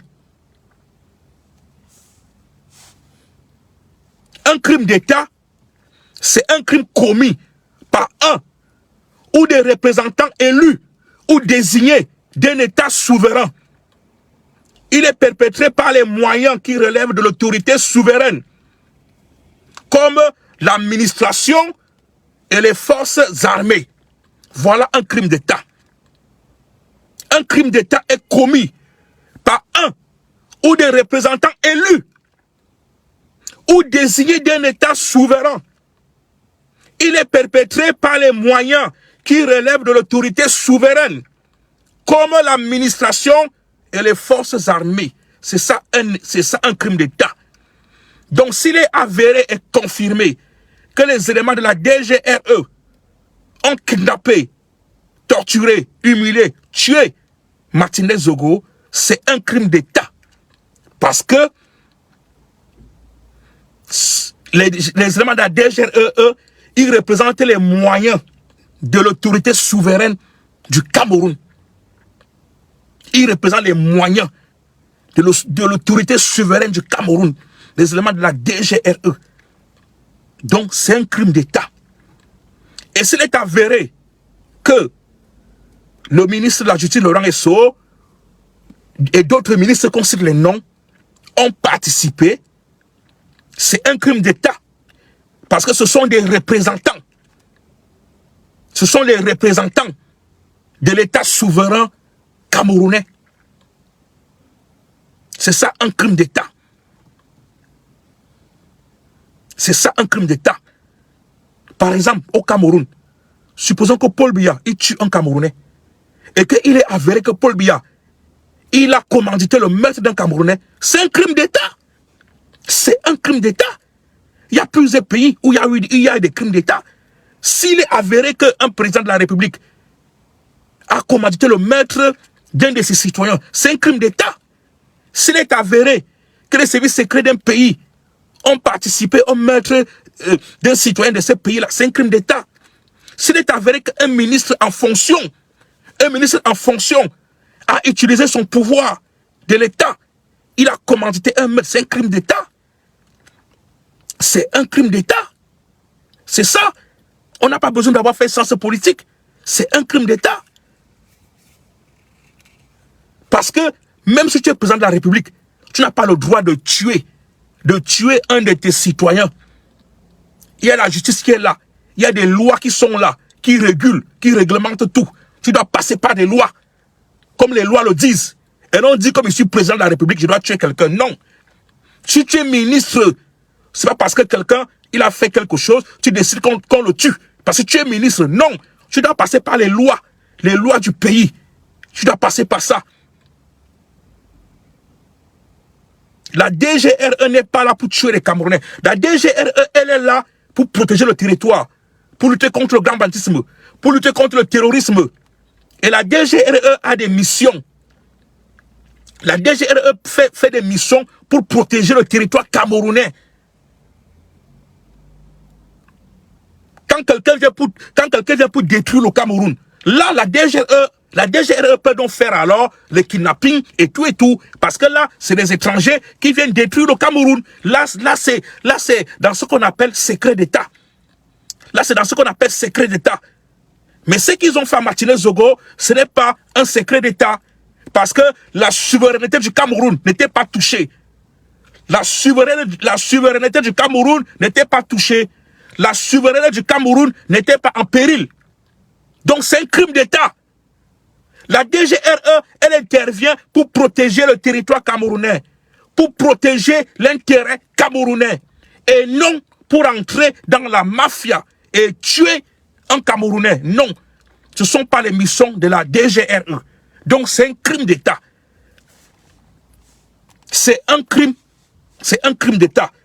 Vous pouvez demander à la plupart des personnes, des spécialistes, ils vont vous dire, un crime d'État est un acte commis par un gouvernement, c'est-à-dire un État ou une agence gouvernementale qui va à l'encontre des lois de ce gouvernement, du droit international ou des droits de l'homme tels que définis par les Nations Unies, dont l'ONU, ou d'autres codes de conduite reconnus.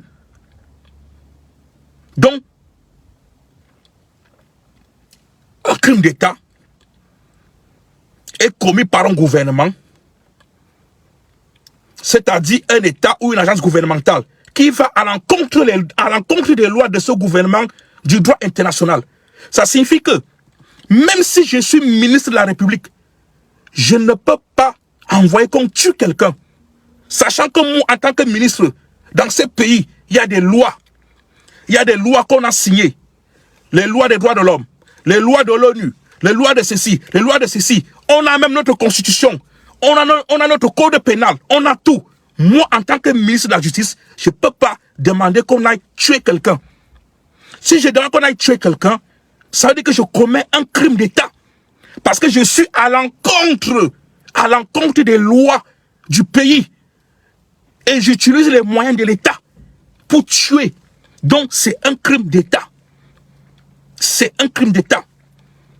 Les éléments de la DGRE, c'est une agence gouvernementale. Ils représentent l'État. Ils participent à tuer un Camerounais à le kidnapper. C'est un crime d'État. Parce qu'ils utilisent les moyens de l'État, les moyens des Camerounais pour tuer un Camerounais. Ils vont à l'encontre des lois du Cameroun, à l'encontre des signatures que le Cameroun a signées à l'ONU et tout et tout. C'est un crime d'État. C'est ça. Ça, c'est des simples définitions. C'est un crime d'État. il faut continuer à mettre de la pression. Sinon, au Cameroun là-bas, nous tous là, on va être tués. On va être zigouillés. Parce que, même Émilie qui vient défendre ces gens-là, sache que toi-même, tu ne peux rien devant l'État. Aucun Camerounais ne peut rien devant l'État. Parce que c'est les Camerounais eux-mêmes qui ont donné tout le pouvoir à l'État. L'État, c'est qui? L'État, c'est la police. L'État, c'est l'armée. L'État, c'est l'école. L'État, c'est la santé. L'État, c'est ceci. Donc, les Camerounais eux-mêmes, ils ont donné tous les pouvoirs à l'État. Et les Camerounais eux-mêmes financent l'État. Les Camerounais eux-mêmes financent l'État. Donc, ça signifie que si un individu, lui, il utilise tous les moyens que les Camerounais ont donnés à l'État pour tuer les Camerounais, ça signifie que aucune personne ne peut avoir la force pour lutter contre cet organisme-là. Parce qu'ils ont tous les moyens. Ils ont tous les moyens. Ça signifie qu'il faut dénoncer, condamner, pour que ces gens-là n'utilisent pas tous les moyens de l'État pour tuer les Camerounais. Donc il faut que les Camerounais se mettent ensemble. Union. Pour que ces gens-là n'utilisent pas les moyens de l'État pour tuer les Camerounais. Je le répète, l'État. L'État, c'est les moyens qu'une nation décide de mettre en place pour réguler le quotidien, pour réguler cet espace. C'est ça, un État. Un État, ce sont les institutions dont on a mis en place. La police, c'est l'État. La justice, c'est l'État. L'armée, c'est l'État. L'école, c'est l'État. La santé publique, c'est l'État. Le trésor public, c'est l'État. Parce qu'il y a des gens qui pensent que quand on dit État, ça signifie Paul Biya. Non. C'est pas ça l'État. L'État, c'est que il y a une communauté ethnique qui se met ensemble pour vivre ensemble parce qu'ils ont une même histoire. Ils ont une même projection de vivre ensemble. Ils décident donc de créer la nation. Ils vont donc créer la nation qui est un vivre ensemble. Une projection. Ils vont donc créer la nation. Maintenant, quand vous créez la nation, vous allez vous dire, on ne va pas vivre dans l'anarchie. Il faut qu'on soit coordonné. Il faut qu'on ait des règles. Et donc, vous décidez donc, il y a une coupure, vous décidez donc de créer l'État. Et dans l'État là, c'est quoi l'État? Vous allez donc dire, comme on ne peut pas vivre comme les animaux, on a décidé de vivre ensemble, il faut maintenant qu'on crée les structures qui vont réguler notre vivre ensemble. Maintenant, vous dites donc qu'on va donc créer la police. Est-ce que vous voyez? On va donc créer la police. Et cette police-là, c'est ça l'État. Vous dites donc qu'on va créer l'armée. Cette armée-là, c'est ça l'État. Vous dites donc qu'on va créer la santé. Cet organisme de la santé-là, c'est ça l'État. Vous dites donc qu'il faut qu'on mette en place la justice. La justice-là, l'organisme de la justice-là, c'est ça l'État. Vous dites donc qu'il faut qu'on protège notre territoire. Il faut qu'on mette en place les services secrets. Les services secrets-là, c'est ça l'État. Je peux citer plusieurs choses. C'est ça l'État. Après, vous dites donc que, comme on est 25 millions ne peuvent pas parler. Chaque 25 millions ne peut pas parler. Il faut qu'on choisisse des personnes qui peuvent nous représenter. On va donc créer l'Assemblée nationale, les députés. C'est ça l'État. Après, vous dites donc que 25 millions, nous tous, on ne peut pas devenir des présidents, des chefs. Il faut qu'on trouve quelqu'un qui pourra vraiment nous représenter partout. Vous décidez donc de créer le président de la République. Vous dites donc comment on va choisir le président de la République. Et ce président de la République-là, c'est ça l'État. C'est ça l'État. Donc, ce sont pas toutes ces institutions-là, toutes ces structures-là. C'est ça qui est l'État. Et cet État-là a la force parce que c'est le peuple camerounais qui lui a donné ses forces. C'est le peuple camerounais qui lui a donné ses forces et qui lui a donné ses missions. Donc, cet État-là, qui est créé par les Camerounais, qui a eu l'option des Camerounais, ne peut pas se retourner contre les Camerounais. C'est ça qu'on appelle la pieuvre. Il ne peut pas se retourner contre les Camerounais. Quand il se retourne contre les Camerounais, ça devient un crime d'État. Ça devient un crime d'État. Un crime. C'est-à-dire que l'État qui a été créé par le peuple, et ce même État-là, qu'on commence à tuer les Camerounais, ça devient un crime d'État. Et dans un crime d'État, on ne blague pas. Parce que quand vous laissez passer les crimes d'État détruisent un pays. Parce que dans les crimes d'État, ça crée la mafia, ça crée la vengeance, ça crée la vengeance, ça crée la terreur, ça crée la peur. Un pays qui fonctionne par des crimes d'État, c'est un pays anéanti, c'est un pays détruit. Parce qu'aucune loi n'est plus respectée. Aucune loi n'est plus respectée. C'est pour ça qu'il faut dénoncer. Il faut dénoncer. Lorsqu'il y a un crime d'État dans un pays, il faut dénoncer. Parce que ce pays-là est détruit. C'est comme à l'époque d'Amadou Ahidjo. Il y avait des crimes d'État au Cameroun. Il y a beaucoup de gens qui ont été tués au Cameroun par les services secrets camerounais, par les services secrets camerounais, par la police camerounaise, par l'aval d'Amadou Ahidjo. Ils ont été tués alors que le territoire camerounais n'était pas menacé. Mais tout juste parce qu'ils ont critiqué Amadou Ahidjo. Tout juste parce qu'ils ont critiqué Amadou Ahidjo. Tout juste parce qu'ils ont pris des positions. Il y a plusieurs personnes au Cameroun qui ont été tuées à l'époque d'Amadou Ahidjo.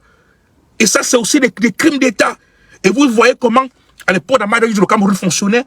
À l'époque d'Amadou Ahidjo, au Cameroun, on ne respectait plus les lois. Tout le monde avait peur de parler.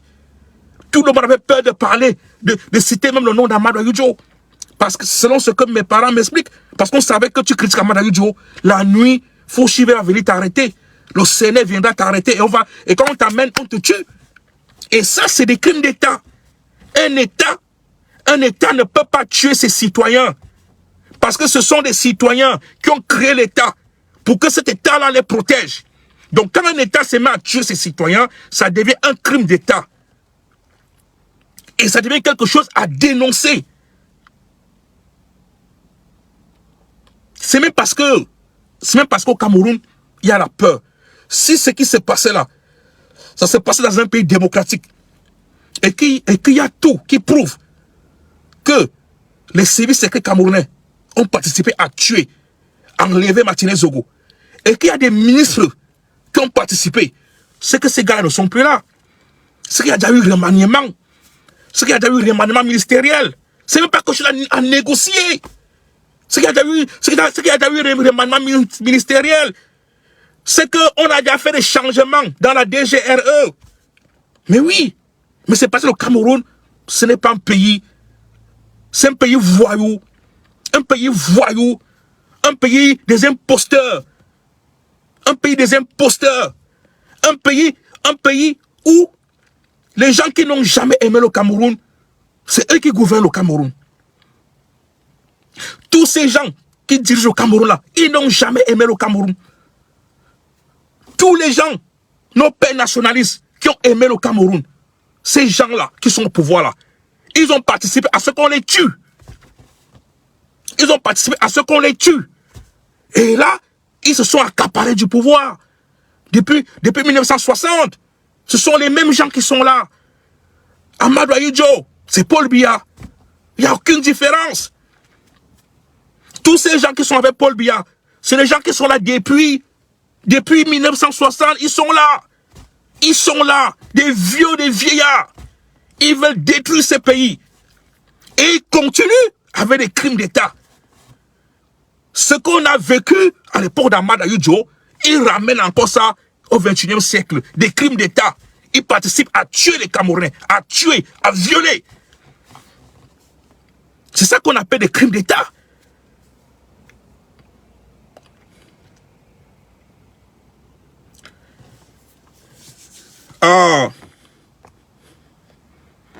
Émilie vous dit déjà, je ne suis pas de personne, car que ce soit le camp A ou le camp B, c'est la même famille qui est déçue. Moi, je combats apparemment le harcèlement, bon, vous voulez dire Bamileke, le harcèlement Bamileke sur AB, division finance. Ceci depuis 2018, tu as un cerveau corrompu, pas l'envie d'avoir raison. Moi, je n'ai pas un cerveau corrompu pour envie d'avoir raison. Moi, je n'ai pas envie d'avoir raison. Je fais juste une analyse simple que tout citoyen peut faire, hein. Tout citoyen peut faire. Je crois qu'au début, j'ai aussi condamné certains de nos frères Bamileke qui, pour eux, c'est un moyen de dire que les Boulous ont détruit le Cameroun, les Boulous c'est des tueurs, les Boulous c'est des ceci. J'ai condamné ça pour dire que ce qu'on doit regarder, c'est un citoyen camerounais, un être humain qui a été martyrisé, humilié, torturé. C'est ça qu'on doit regarder. Qu'on arrête l'histoire que les Boulous ont détruit les Boulous. J'ai aussi dit par rapport à moi-même, je suis un bêtis.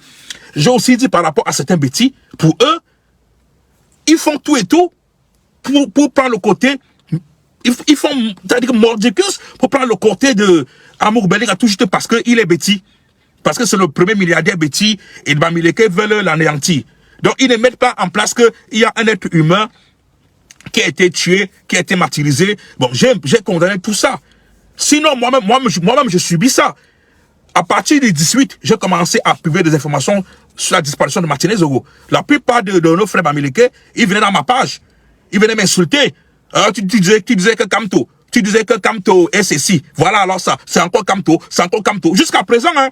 Jusqu'à présent, dans mes pages. La plupart, certains de nos frères Bamileke, ils viennent se moquer de moi, m'insulter. Ils disent que tu disais que c'est Kamto. Tu disais que c'est Kamto. Voilà alors. Tu vas encore dire que c'est Kamto. Tu passes le temps à critiquer Kamto. Voilà alors. C'est encore Kamto là. C'est pas vous les Boulous. Mais moi, je ne regarde pas ça. Ce n'est pas ça qui va m'empêcher d'essayer de voir vraiment la vérité sur l'assassinat de Martinez Zogo. Moi-même, je le sais. Il y a certains de nos frères Bamileke qui veulent un peu instrumentaliser cette affaire-là. Alors que ce n'est pas l'occasion de faire de cette affaire-là une affaire tribaliste. Ce n'est pas l'occasion de faire de ça une affaire tribaliste. On doit rester qu'on est des êtres humains. Nous sommes des humains. Il y a un Camerounais qui a été martyrisé, qui a été tué. On doit rester que sur cet objectif-là et de demander la justice. C'est tout.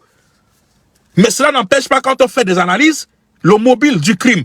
À qui profite le crime? Vous allez voir que c'est le clan B. C'est le clan B qui a... C'est le clan B. Maintenant, il y a des gens qui disent que le réseau sans frontières, ils sont manipulés. Moi, je ne sais pas pourquoi. Je ne sais pas en quoi le réseau sans frontières va gagner en disant que... Je ne sais pas en quoi Reporters sans frontières va gagner en accusant 100 éléments que Belling et Boutou auraient participé, ou bien Laurent et Sceaux. Je ne sais pas en quoi, je ne sais pas qu'est-ce qu'ils vont gagner. Ils vont gagner dans ça. Moi, je ne vois pas. Parce que eux, ils sont là pour défendre les journalistes. Ils sont là pour protéger les journalistes. Donc, c'est un de leurs collègues, un de leurs confrères qui a été assassiné. Pourquoi eux, ils vont venir créer des mensonges sans un élément? Et sachant que si Reporters sans frontières fait cette annonce, ça vient aussi des journalistes camerounais. Ça vient aussi des journalistes camerounais qui ont investigué. Des journalistes camerounais qui ont investigué et tout. Et après, comme les journalistes camerounais ne peuvent pas publier cette information-là de peur d'être tués, ils transfèrent ça à Reporters sans frontières. Donc Reporters sans frontières, je ne les vois pas venir vraiment mentir à 100%, sans des éléments. Quand ils disent qu'ils ont lu des interrogatoires, ce n'est pas faux. Même ici en France, quand il y a souvent les affaires de justice, les journalistes, tu sais, vous savez, c'est des sources. Les journalistes, des fois, ils tombent souvent sur des procès-verbaux. Ça ne signifie pas que c'est 100% ce qu'ils ont dit, mais ça signifie que ce qu'ils ont dit, venant du directeur des opérations de la DGRE, que réellement c'est ça qu'il a écrit. Et là maintenant, c'est aux enquêteurs de faire appel aux gens qui sont cités pour que ces gens-là viennent s'affronter, viennent faire un affrontement des arguments avec l'autre partie. Et c'est là qu'il y aura vraiment alors des certitudes. Et après, la justice va faire son travail. Arrêtons seulement de dire que Reporters sans frontières, ils sont manipulés, qui les a payés. Non, arrêtons seulement, arrêtons de dire comme ça là. Une simple analyse, bon, c'est pas. Hein. Il y a Paul Mekabdi Laurent et son ministre d'État, ministre de la Justice, garde des Sceaux de la République du Cameroun, a donné l'ordre d'assassiner et tout. Oui, voilà un peu ce que Reporters sans frontières dit. Voilà un peu ces données-là. Je vous dis, on n'a même pas eu besoin que Reporters sans frontières vienne nous parler de ça. Moi qui ne suis pas grande, je suis pas vraiment, je n'ai pas vraiment beaucoup de données, mais j'ai fait des publications où je disais que cette histoire-ci, ça ne vient pas des petits bandits, ça vient du haut. J'ai dit tout ça. Et quand vous analysez le mobile et à qui profite le crime, vous allez voir que c'est le clan B. Après maintenant, s'il arrive vraiment que c'est le clan A, dans le clan des Ngongo, c'est que c'est vraiment un film à rebondissement. Parce que je ne vois pas en quoi, si c'est votre clan qui a donné les informations à la personne, et que pour le moment ça passe, ça fonctionne bien, dans l'opinion publique, les informations ça donne, ça cartonne. Pourquoi vous allez revenir tuer cette personne-là? Sachant que cette personne-là, les informations que vous lui avez données, le travail est en train de donner, il est en train de détruire le clan B. Pourquoi vous allez venir derrière, soit disant que vous allez tuer la personne-là et maquiller l'assassinat? Moi, je trouve ça douteux. Hein? Pardon, je trouve ça un peu bizarre que le clan A, qui aurait donné les informations pour qu'on détruise le clan B, et que pour le moment, les dénonciations portent des fruits, et après, par derrière, vous revenez encore pour tuer la personne. Sachant que cette personne-là, le travail est en train de donner. Si vous voyez, simple analyse, ça trouve un peu... Le clan A peut peut-être revenir derrière assassiner Martinez Zogo dans le cas où peut-être Martinez Zogo a dépassé les limites qu'on lui a peut-être données, que tu dénonces à tel niveau, peut-être.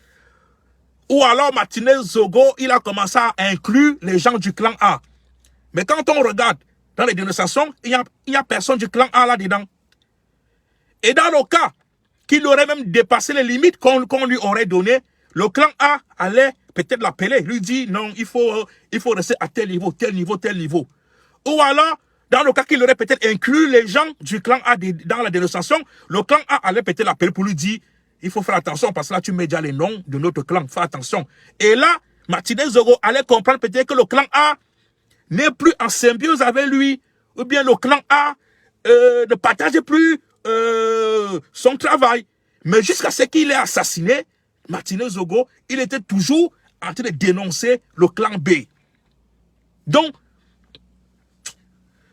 par rapport à l'idée que c'est le clan A qui est revenu derrière, tuer et maquiller l'assassinat, bon, si cela se réalise, c'est que c'est vraiment un film, un bon film, hein, un bon film de mafia avec des rebondissements, des situations. Parce qu'il faut aussi se poser la question. Vous voyez la façon qu'ils ont tué Martinez Zogo? Ils l'ont tué avec la haine, avec la vengeance, avec la haine, avec la vengeance, avec la colère.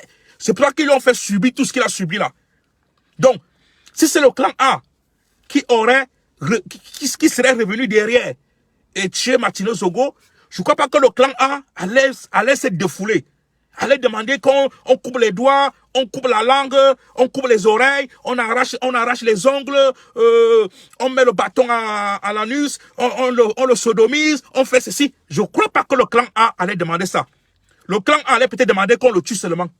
Si c'est le clan, parce qu'il y a d'autres qui disent que c'est le clan A qui serait revenu derrière pour tuer et maquiller l'assassinat, pour donner ça au clan B. Je crois que si c'était le clan A, je ne crois pas qu'ils allaient être aussi violents comme ça là. Aussi inhumain, aussi horrible, je pense pas. Sachant que Martinez Zogo, il est en train de faire le travail. Les dénonciations donnent. L'opinion publique est en train de dénoncer, en train de comprendre. Bon, alors que le clan B, c'est normal qu'eux, ils s'acharnent sur son corps. Qu'on le humilie, qu'on le torture, qu'on le sodomise, qu'on fasse ceci. Parce que eux, ils ont la colère.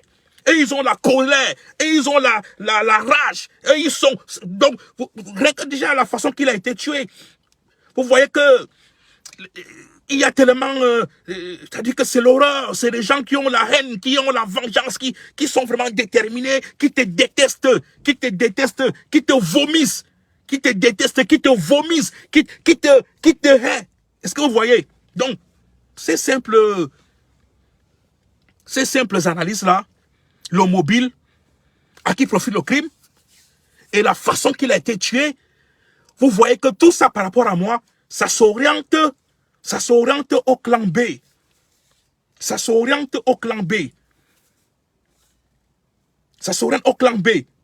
Mais comme c'est la mafia, le clan A a laissé faire pour ne pas être vu comme si c'est eux qui auraient donné les informations. Parce que si le clan A donnait directement une protection à Martinez Zogo, le clan B allait savoir que donc c'est eux qui lui ont donné les informations. Parce que le clan B, il est dans le système, il est au pouvoir.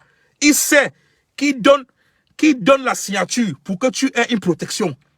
Pour que tu aies une protection. Pour que tu aies ceci. Pour que tu aies... Ils le savent. Donc, Martinez Zogo, il est parti plusieurs fois demander la protection. Mais il n'a pas eu de protection.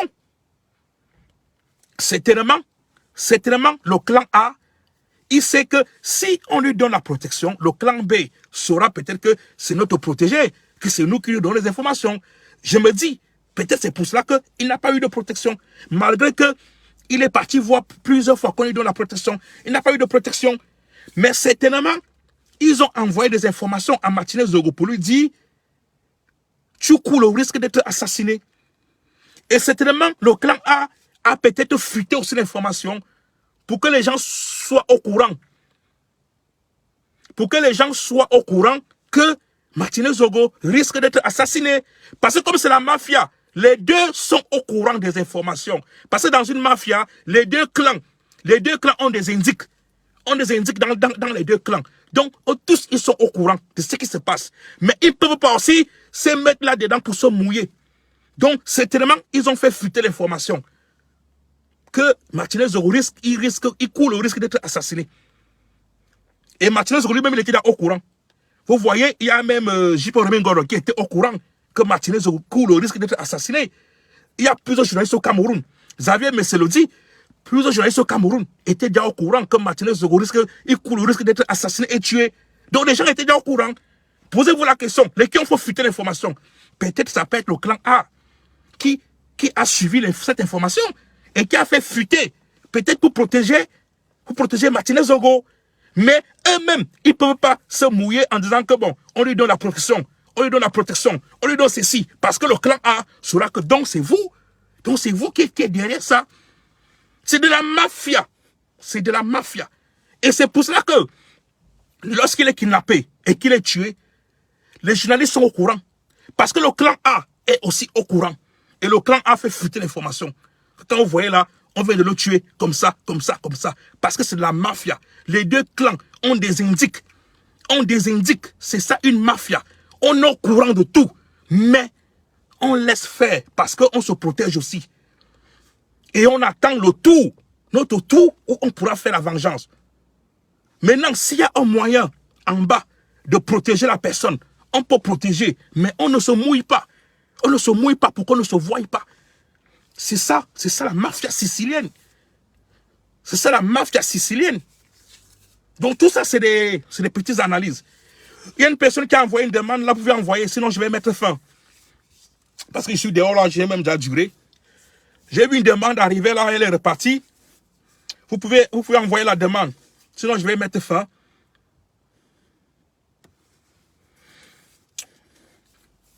Il y a Rodrigue qui me dit les Bamileke viennent chercher quoi sur cette histoire de meurtre. Rodrigue, peut-être tu viens d'arriver. Je parlais de ça parce qu'il y a, je ne sais pas si c'est un homme ou une fille. Bon, ici, elle s'appelle, bon, j'ai oublié son nom, ou c'est Dani, je ne sais pas. C'est elle qui disait qu'il y a des Bamileke qui accusent Belinga et Boutou. Pardon. Je ne sais pas pourquoi, qui accuse Amour Belinga alors qu'ils n'ont pas de preuves, tout ça parce que ils veulent pas qu'un Betty, bon, bref, la façon peut-être qu'ils veulent ramener ça au tribalisme et tout, bon, c'est elle qui disait un peu ça, et moi je lui disais donc que même moi-même, j'ai constaté aussi qu'il y a plusieurs de nos frères de l'Ouest, au lieu de critiquer l'histoire de l'assassinat de Martinez Zogo, ils viennent toujours avec cette histoire-là comme s'ils veulent faire la concurrence. D'autres me disent que tu vas encore dire que c'est Kamto, tu vas encore dire que c'est Kamto, tu critiques Kamto, alors que là n'est pas le sujet. Donc, moi j'ai condamné les deux camps, que ce soit le côté Betty, qui fait tout pour soutenir Amour Belinga, soit disant parce qu'il est Betty, ou alors le côté Bamileke, qui viennent parler de ça pour montrer que les Boulous c'est des tueurs, les Betty c'est des tueurs, c'est ceci. Bon, les deux camps là, moi je condamne ça. Là où on doit rester, c'est tout juste qu'on est Camerounais, il y a un être humain qui a été assassiné, un de nos frères qui a été assassiné, humilié, torturé. C'est là où on doit regarder. Donc, c'est un peu ça que j'ai parlé, que tu m'as peut-être trouvé en train de parler, Bamileke. Parce que des fois aussi, il faut se dire des vérités. Il faut aussi se dire des vérités. Donc, sinon, après, moi, je vais arrêter là. Si tu veux, après, tu pourras resuivre le live. Parce que j'ai déjà beaucoup parlé et je suis dehors. Donc, il va falloir que je suis à l'extérieur de la maison. Il va falloir que j'arrête à ce niveau-là. J'ai un peu expliqué qu'est-ce qu'un crime d'État. Un crime d'État, c'est lorsque les institutions de l'État sont utilisées, ou bien les personnes de l'État sont utilisées pour commettre un meurtre. C'est un crime d'État. Donc, j'ai un peu expliqué tout ça. J'ai un peu expliqué qu'est-ce qu'un État. Un État, c'est des appareils, des organisations, des structures qui ont été mises en place par la nation, qui ont été mises en place par le peuple. J'ai un peu expliqué c'est quoi le Cameroun. Le Cameroun, c'est une nation qui a pris corps, on peut dire à partir de 1884, avec l'arrivée des Allemands. C'est eux qui vont faire que les territoires, les ethnies, qui étaient chacun à sa place, ils vont faire en sorte que tous ces ethnies-là se regroupent dans un ensemble qu'on appelle Cameroun. Et c'est à partir de là qu'il y a donc ce qu'on appelle la nation, que la nation camerounaise naisse. C'est-à-dire que les gens se mettent ensemble pour un bien commun, pour une culture commune, pour une histoire commune, pour ceci, se mettre ensemble, pour vivre ensemble. Et vers les années 60, quand cette nation-là a donc l'indépendance, cette nation-là va donc décider de mettre en place l'État, qui est dans les structures qui vont réguler cette nation. On aura donc la police, la justice, l'école, les hôpitaux, en bref, toutes les structures de l'État là, ils vont donc mettre ça en place. Ils vont décider aussi de trouver celui qui va être à la tête de ces structures-là. Ils vont trouver un président qu'on va souvent élire. Ils vont trouver les représentants qui vont représenter le peuple, comme on est nombreux. Ils vont trouver dans les députés. En bref, toute la constitution-là, c'est ça dans l'État. C'est ça l'État. Et là, maintenant, cet État-là se retrouve en train de tuer les Camerounais qui l'ont créé. C'est ça qu'on appelle donc un crime d'État. Un crime d'État. On se retrouve avec des ministres impliqués en assassinat. On se retrouve avec les structures de l'État, la DGRE, impliquées dans l'assassinat. C'est ça qu'on appelle un crime d'État. C'est ça qu'on appelle un crime d'État. Un crime d'État est un acte commis par un gouvernement, c'est-à-dire un État ou une agence gouvernementale qui va à l'encontre des lois de ce gouvernement, du droit international ou des droits de l'ONU. C'est ça un crime d'État. C'est un peu, bon, mon live était un peu basé sur ça. C'est un crime qui est commis par un ou des représentants ou des élus désignés d'un État souverain. Il est perpétré par les moyens qui relèvent de l'autorité souveraine, comme par exemple l'administration, les forces armées. C'est ça un crime d'État. Bon, merci à tout le monde pour m'avoir suivi. On va arrêter à ce niveau-là, peut-être prochainement. Prochainement quand j'aurai encore le temps. Merci, bye.